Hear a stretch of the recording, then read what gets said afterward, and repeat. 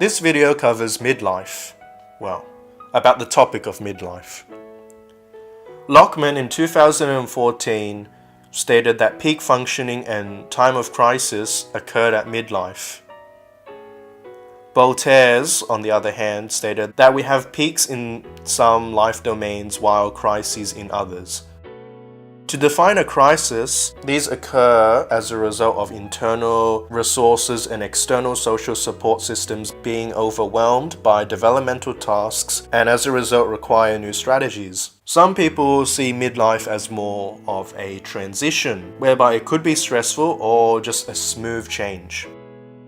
The media, in the form of media pathology bias, perhaps is to blame for creating this issue of a midlife crisis, this cliche. It's an issue of career, kids, aging, dissatisfaction, which is generalized or universal, apparently, but that, however, is questionable. The idea of a midlife crisis may result from priming, since, as stated before, it's a cliche for people to endure intense turmoil in their 40s. From an objective perspective, there are gains to be had in a midlife crisis, such as competence, personal control, one's ability to handle stress improves, and also their social responsibility because they usually have kids or started a family.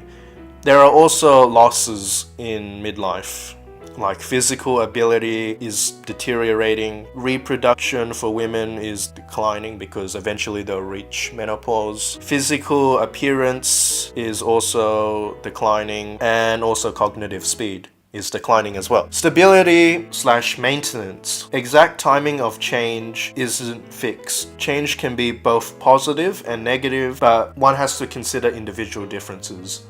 As in, that's why it's pretty hard to generalize. Ageism is the tendency to judge people based on age. It's to target people of any age by policy, attitude, or demeaning/patronizing language. Gerontology is the scientific study of aging. Theories of late adulthood may include stratification, like disengagement and activity theory, and modern theories. So I'll be covering these theories. The first theory is disengagement theory, whereby the individual separates themselves from society unto death. A critique of this theory is that it was based on a small sample, it has limited generalizability, it may not be voluntary, and it heavily involves the anticipation of death.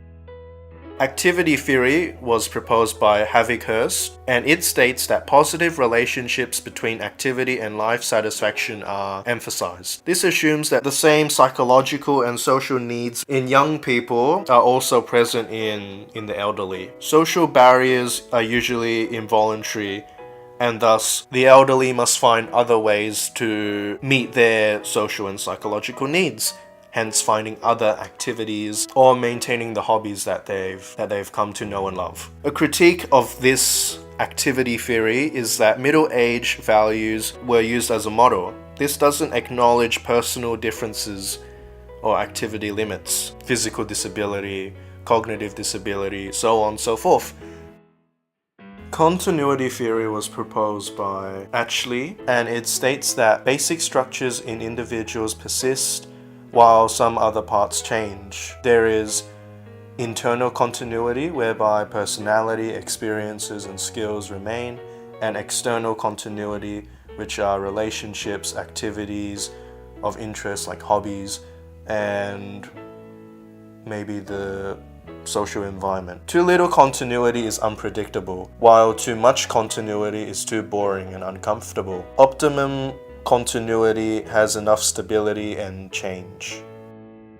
Successful aging. Rife in 1989 advocated for or listed the characteristics in successful aging, which included growth-orientated approach, self-acceptance, positive relations, autonomy, environmental mastery, purpose, and personal growth.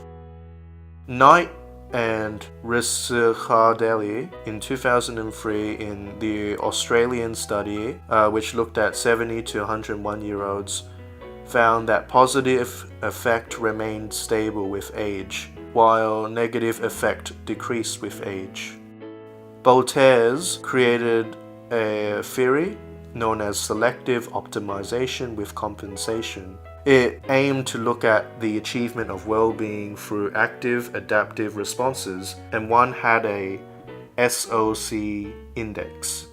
S represented selection, which is choosing areas to focus on. Optimization is the effort and maintaining of resources, and finally there's compensation, which are other ways to achieve the goal. A critique of SOC is that it is defined too broadly. Little is known about how these interact with each other, and there's a compensatory need to see an effect of blocked goals or when selection fails sometimes.